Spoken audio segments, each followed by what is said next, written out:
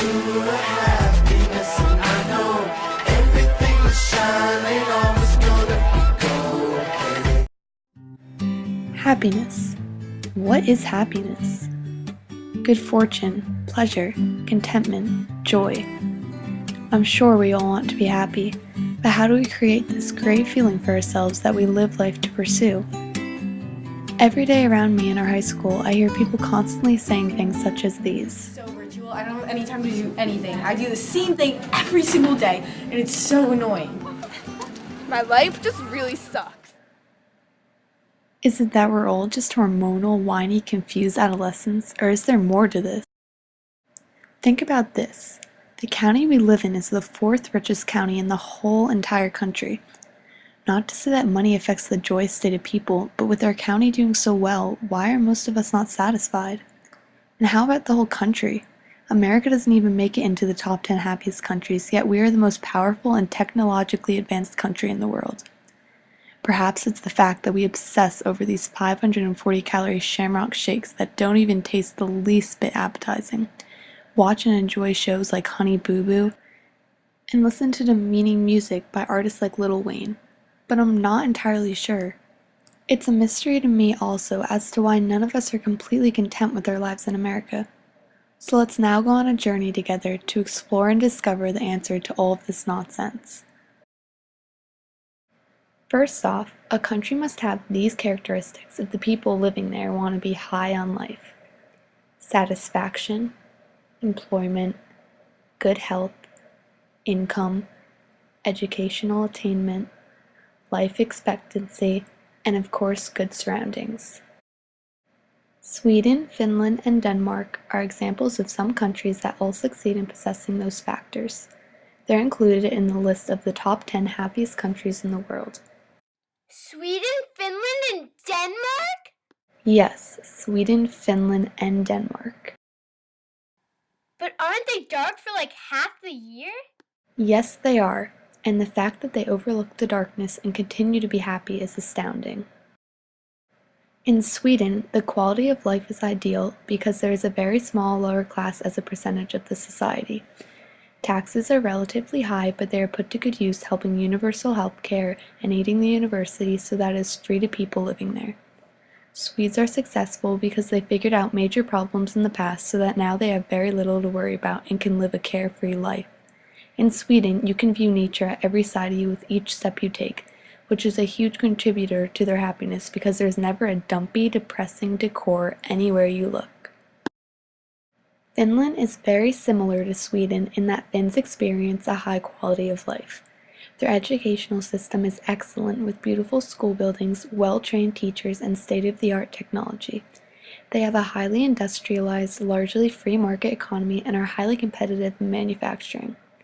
Both the president and the mayor of Helsinki are women, and Finland was the first nation to give women the right to vote. This suggests that their society is very stable and accepting. Also, Finland's many forests and thousands of lakes set a perfect environment for any type of person who enjoys the outdoors. Those two countries are extremely enjoyable, but Denmark happens to be the #1 happiest country in the world. If you ask someone in Denmark if they were happy, they may reply like this. Yes, always happy. Yes, we are. Every morning I wake up very happy, yes? Yes. I think we are. Yeah. Very happy, yeah? Yeah. Danes are very environmentally conscious. A third of the population rides bikes around. The Danes are early adopters when it comes to conservation and renewable energy. Homelessness, poverty, and unemployment are rare, and if you lose your job, the government continues to pay 90% of your salary for 4 years. Denmark is famous for having such low income inequality. For example, a person who washes dishes at a restaurant gets paid approximately $25 an hour. Education is free, and when it's time to go to university, you get paid to go. You actually get paid $400 or $500 to go. How crazy is that? Just like Sweden, taxes in Denmark are very high, but citizens get a lot back. Medical care and education are covered, childcare and parental leave policies are generous, public transportation is good, and the streets are safe. Also, Danes have high levels of trust in each other, the government, and visitors who come to Denmark to live and work. This explains why the country is so organized and calm without being regimented or restrictive. A great thing about Danish society is that it doesn't judge other people's lives. It allows them to choose the kind of life they want to live, which is sometimes not always possible in other countries, so this helps add to the overall satisfaction of people living there. The biggest trigger of happiness overall in Denmark is the culture of low expectations. After hearing about these 3 countries, don't you just wish you could live in a place like that? I sure do. Sadly, most of us can't just pick up and move though. So how can we attempt to change America or change our own individual lives here to be more pleasurable? First off, we must establish what the ultimate foundation for Americans' unhappiness is. The simple answer is that our priorities are not set straight. We are the most fortunate people, yet we can always find something to complain about instead of appreciating what we already have. I want you all to think about what you desire in life right now. Most of you are probably thinking of something you can't have. A lot of you probably thought of a material item as well. That's the problem. We're constantly disappointed because our expectations are so high. And why do we always want something more? Because we just need the next big thing that all our friends have. People need the newest iPhone because they feel left out that they're the only one who doesn't have one. Newsflash, there are many, many other people out there who don't have one either. And now we have kids at the age of 9 asking for iPhones. What's up with that? We're all setting the greedy example for the youngsters. Don't get me wrong, it's nice to keep up with the new technology, but not to this extreme. Is it not enough that we have people who love us, a house to live in, and food to eat? I think there are a lot of people in the world who wish for that every day.